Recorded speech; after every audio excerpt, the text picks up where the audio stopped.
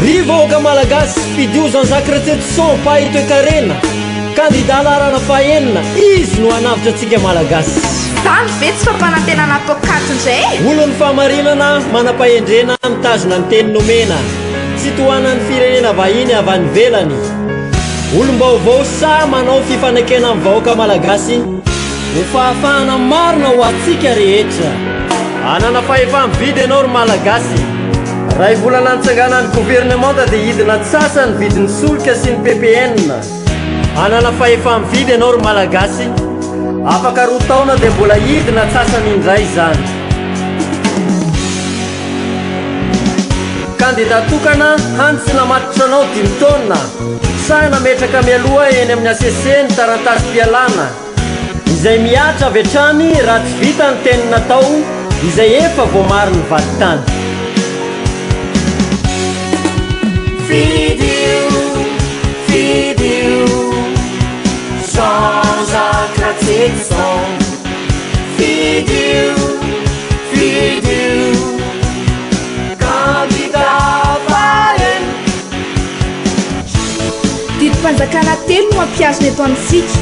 fanafoanana ny midy famerenana ny tahm-bola tsy miovaova fampiakarana zato isan-jato na mihoatra ny sandany azy azy hidina ho atsasany ny vidim-solika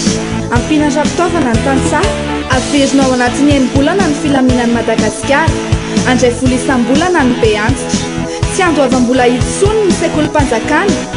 anatsara sy hanorina trano-panjakana fanamboaran-dalana manerana ny nosy famoronana asa makeny sy ny ho an'ny malagasy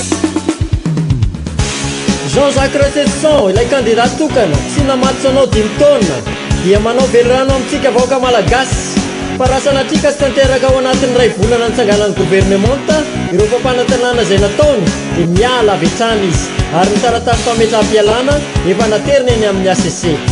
masina ny tanindrazana izay volana nitsanganan'ny gouvernemanta dia hidina antsasany vidin'entana rehetra farana avy any ivelany toy ny solika fanafody vary menaka siramamy moto bisiklety zeza fiara sy ny kojakojany sy ny sisa sy ny sisa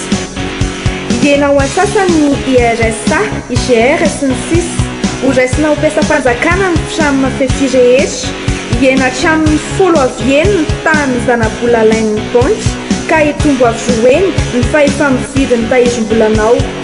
anana fahefamividy ianao ry malagasy ho foana ny sy fandriam-pahalemana